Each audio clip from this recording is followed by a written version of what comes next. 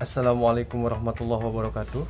Perkenalkan, saya Muhammad Saifuddin dari Universitas Islam Negeri Mataram, Fakultas Tarbiyah dan Keguruan, jurusan Tadris Matematika, semester 5, kelas C.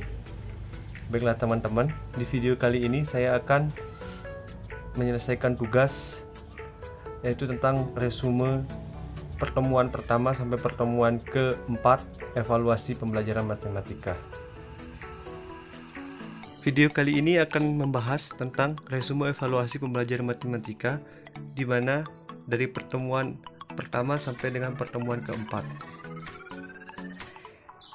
Yang pertama ada pengukuran, penilaian, dan evaluasi pembelajaran matematika yang mengacu pada prinsip-prinsip Al-Quran dan Sunnah. Pengukuran atau measurement. Pengukuran adalah suatu proses pengumpulan data secara sistematis dan menggunakan alat ukur yang representatif pada tujuan yang ingin dicapai sehingga menghasilkan informasi yang akurat.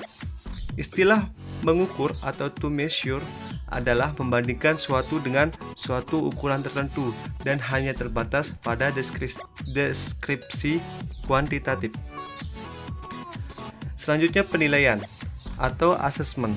Penilaian mempunyai arti yang lebih luas dari pengukuran, karena pengukuran adalah langkah awal yang diambil dalam rangka pelaksanaan penilaian dan pengukuran, sehingga penilaian dapat diartikan sebagai angka atau huruf yang melambangkan seberapa besar atau seberapa jauh kemampuan yang ditunjukkan oleh siswa terhadap materi matematika atau bahan yang dipelajari sesuai dengan indikator yang telah ditentukan. Selanjutnya ada evaluasi. Evaluasi dapat diartikan sebagai penentuan kesesuaian antara tampilan dengan tujuan-tujuan. Hal yang dievaluasi adalah karakteristik dari siswa dengan menggunakan suatu tolak ukur tertentu. Karakteristik tersebut adalah tampilan siswa dalam bidang kognitif atau bidang pengetahuan intelektual, akal. Terus ada bidang afektif atau sikap, minat, motivasi, emosional. Dan yang terakhir ada bidang psikomotorik, yaitu keterampilan, gerak, dan tindakan. Tampilan tersebut dapat dievaluasi melalui lisan, tertulis, maupun perbuatan. Nah, hubungan antara pengukuran, penilaian, dan evaluasi tadi adalah hierarki. Pengukuran membandingkan hasil pengamatan dengan kriteria. Terus selanjutnya penilaian menjelaskan dan menafsirkan hasil pengukuran, sedangkan evaluasi menetapkan nilai atau implikasi suatu perilaku. Jadi kegiatan evaluasi didahului dengan penilaian, sedang penilaian pada umumnya didahului dengan kegiatan pengukuran. Selanjutnya ada fungsi, tujuan, kedudukan, prosedur, dan ruang lingkup evaluasi pembelajaran matematika. Yang pertama itu kita lihat dari fungsi evaluasi. Ada beberapa fungsi di sini. Evaluasi berfungsi sebagai alat seleksi. Maksudnya evaluasi dapat digunakan untuk melakukan seleksi dalam penerimaan siswa baru dari suatu sekolah. Dengan evaluasi dapat ditentukan sejumlah siswa tertentu yang memenuhi syarat sebagai calon siswa yang akan diterima. Selanjutnya, fungsi evaluasi sebagai alat penempatan. Nah, maksudnya di sini adalah sekelompok siswa yang mempunyai hasil evaluasi yang sama ditempatkan pada kelompok yang sama pula. Penempatan yang cocok dengan kondisi masing-masing siswa lebih memungkinkan untuk dapat mengembangkan bakat dan kemampuannya secara optimal, sehingga hasil belajarnya pun akan mencapai tujuan dengan baik. Dan selanjutnya ada evaluasi berfungsi sebagai alat diagnostik. Evaluasi dapat digunakan untuk mendiagnosa kesulitan belajar siswa, yaitu mengetahui letak kelemahan dan kebaikan siswa dalam penguasaan setiap konsep matematika yang telah diajarkan. Selanjutnya, tujuan evaluasi. Dalam fungsi evaluasi tersebut, didapatkan sebuah tujuan dari evaluasi, yaitu yang pertama untuk mendapatkan calon siswa yang cocok dengan satu jurusan dan jenjang pendidikan tertentu. Selanjutnya untuk mengetahui seberapa jauh hasil yang telah dicapai dalam proses pendidikan yang telah dilaksanakan. Apabila hasil yang dicapai belum sesuai dengan diharapkan, perlu dicari faktor penyebab yang menghambat tersebut. Selanjutnya, dapat dicari jalan untuk mengatasinya dan untuk menentukan pendidikan lanjutan siswa agar sesuai dengan minat, bakat, dan kemampuan. Yang ketiga ada kedudukan evaluasi. Kedudukan evaluasi dalam kegiatan belajar mengajar berada sebelum, selama, dan sesudah kegiatan belajar mengajar itu berlangsung. Sebelum kegiatan belajar mengajar berlangsung, evaluasi dilakukan oleh pihak sekolah, terutama guru. Hal-hal yang dievaluasi diantaranya meliputi calon siswa mengenai usia, kematangan kognitif, kondisi fisik, dan kesiapan sarana dan prasarana sekolah. Pelaksanaan evaluasi bisa melalui tes tulis, lisan, perbuatan, ataupun dengan pertimbangan melalui pengamatan atau observasi. Yang keempat ada prosedur evaluasi. Prosedur evaluasi antara lain yang pertama tahap perencanaan. Tahap perencanaan ini meliputi kegiatan merumuskan tujuan evaluasi yang akan dilaksanakan, metode evaluasi yang akan dipakai, menyusun alat evaluasi yang akan digunakan, menentukan kriteria penilaian yang akan digunakan, dan menetapkan frekuensi evaluasi tersebut. Nah, prosedur yang selanjutnya ada tahap pengumpulan data. Tahap pengumpulan data ini meliputi kegiatan pemeriksaan hasil dan pemberian skor. Tahap verifikasi data meliputi kegiatan dua pengelompokan skor menurut tinggi rendahnya, jenis kelamin, atau hal lainnya yang sesuai dengan tujuan pengelompokan tersebut. Prosedur selanjutnya itu ada tahap analisis data yang meliputi kegiatan pengolahan data dengan menggunakan teknis analisis statistik atau analisis non-statistik. Prosedur evaluasi yang selanjutnya adalah tahap penafsiran. Tahap penafsiran terhadap hasil evaluasi bisa berupa pernyataan atau keputusan yang diungkapkan dengan kata-kata. Maksudnya, contohnya itu seperti baik atau cukup, buruk, tinggi, rendah, sedang, lulus, tidak lulus, dan lain sebagainya. Yang kelima ada ruang lingkup evaluasi. Objek evaluasi adalah segala sesuatu yang menjadi titik pusat pengamatan evaluasi, yaitu masukan atau input, proses, dan keluaran atau output. Yang dimaksud dengan input atau masukan di sini adalah misal ada calon siswa yang akan dibentuk menjadi manusia dewasa yang berpribadi utuh, merupakan subjek didik dalam kegiatan belajar mengajar. Nah, karakteristik siswa itu sebagai masukan dalam proses belajar mengajar yang dievaluasi. Itu mencakup 4 hal, yaitu kemampuan, kepribadian, sikap, dan intelijensi. Selanjutnya ada proses. Proses ini berkenaan dengan pelaksanaan kegiatan belajar mengajar di kelas. Unsur-unsur yang terlibat dalam proses tersebut adalah kurikulum, materi pelajaran, pendekatan dan metode, cara menilai, sarana dan media, sistem administrasi, guru, dan personal lainnya. Untuk mengevaluasi proses dalam matematika bisa dilakukan dengan menyajikan soal tertulis tipe uraian atau ESI. Selanjutnya yang ketiga ada keluaran atau output. Output pendidikan adalah lulus suatu jenjang pendidikan tertentu. Dalam hal ini, yang disebut output adalah kondisi setelah kegiatan belajar mengajar atau setelah proses yang dilaksanakan. Evaluasi terhadap output ini dilakukan untuk mengetahui seberapa jauh tingkat pencapaian siswa setelah menjalani proses belajar mengajar. Alat yang digunakan untuk mengevaluasi pencapaian ini disebut tes pencapaian atau assessment test.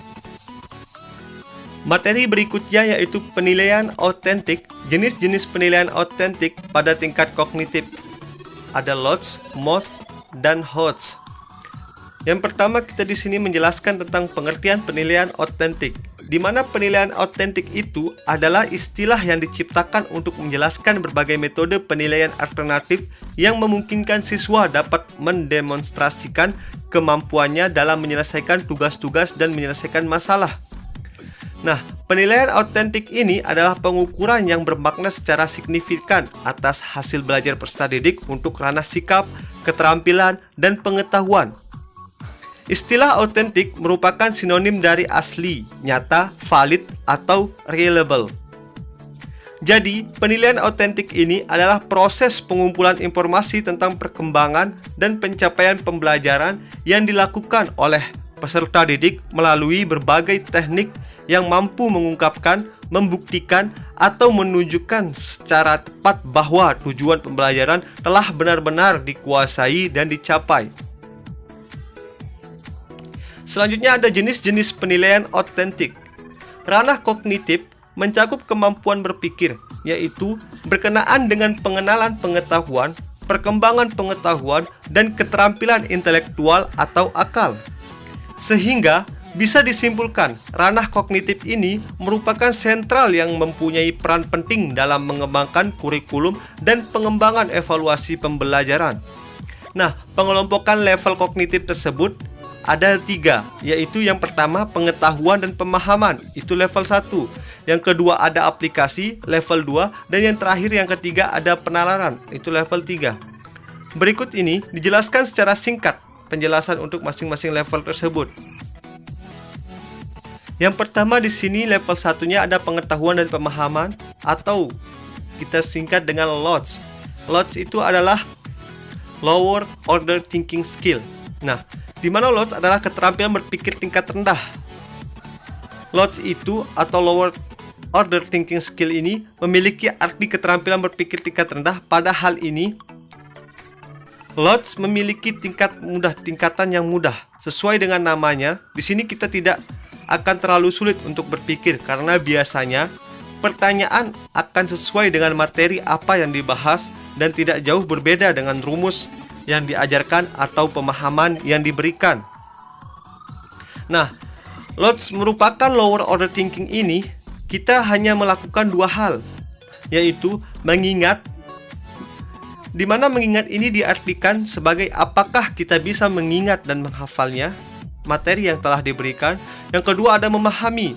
Memahami ini diartikan sebagai apakah kita bisa menjelaskan apa yang kita ingat dan untuk apa materi itu. Selanjutnya yang level 2 aplikasi atau dari MODS. MODS ini adalah Medium Order Thinking Skill, di mana Medium Order Thinking Skill ini artinya adalah keterampilan berpikir tingkat menengah. Nah, pada hal ini MODS memiliki tingkatan sedang. Dalam pernyataan MODS memiliki sesuatu yang berbeda dengan pernyataan LOTS, karena pada pernyataan ini akan seperti memutarbalikkan sebuah materi walaupun hasilnya akan sama. Hal ini dapat membingungkan kita bila kita tidak benar-benar memahami materi atau pembahasan yang diajarkan. Seperti penjelasan di atas, MODS ini merupakan middle order thinking skill. Di sini kita hanya melakukan 3 hal, yaitu yang pertama mengingat, memahami, dan mengaplikasikan. Di mana mengingat ini kita dapat artikan apakah kita bisa mengingat dan menghafalnya. Maksudnya itu kita bisa mengingat atau menghafalnya lagi pembelajaran yang telah diberikan. Yang kedua ada memahami, di mana memahami ini diartikan sebagai apakah kita bisa menjelaskan apa yang kita ingat dan untuk apa materi-materi yang telah disampaikan tersebut. Yang terakhir ada mengaplikasikan, diartikan sebagai apakah kita bisa menggunakan atau menerapkan hal tersebut dengan baik dan benar. Selanjutnya di sini ada pengertian yang level 3, pengertian HOTS. HOTS di sini adalah High Order Thinking Skill atau kemampuan berpikir tingkat tinggi. Nah, pada hal ini HOTS memiliki tingkat yang lebih sulit dari LOTS dan MODS tadi. Kita akan berpikir secara kritis dalam menjawab pertanyaan, dan hal ini benar-benar akan menyulitkan kita dalam menjawab pertanyaan yang diajukan. Di sini kita bisa melakukan 6 hal. Yang pertama itu mengingat, diartikan sebagai apakah kita bisa mengingat dan menghafalnya. Selanjutnya kita memahami. Di sini memahami diartikan sebagai apakah kita bisa menjelaskan apa yang kita ingat dan untuk apa. Selanjutnya mengaplikasikan, diartikan sebagai apakah kita bisa menggunakan atau menerapkan hal tersebut dengan baik dan benar. Selanjutnya, menganalisis. Menganalisis di sini diartikan sebagai apakah kita berpikir kritis dalam melihat sesuatu materi yang telah disampaikan tersebut. Selanjutnya, kita mengevaluasi. Mengevaluasi ini diartikan sebagai apakah kita yakin dalam membuat sebuah keputusan. Dan yang terakhir ada mengkreasikan, diartikan sebagai apakah kita bisa membuat sesuatu yang baru dari hal-hal sebelumnya. Pembahasan terakhir di sini adalah karakteristik soal HOTS, di mana karakteristik soal HOTS ini adalah fokus pada penalaran. Soal HOTS akan menitik beratkan pertanyaan yang bisa mengukur kemampuan menalar kalian. Artinya, dari soal tersebut kita mampu menganalisis ide dan informasi secara kritis melalui transfer satu konsep ke konsep lainnya hingga menggunakan analisis tersebut untuk menyelesaikan masalah dan menemukan jawaban yang benar. Soal-soal yang bertipe HOTS ini atau High Order Thinking Skill ini digunakan sebagai instrumen evaluasi proses pembelajaran. Salah satu tujuannya adalah untuk membangun kreativitas siswa dalam menyelesaikan berbagai permasalahan kontekstual. Mungkin itu sedikit penjelasan dari saya. Kurang lebihnya saya mohon maaf. Sekian dan terima kasih. Wassalamualaikum warahmatullahi wabarakatuh.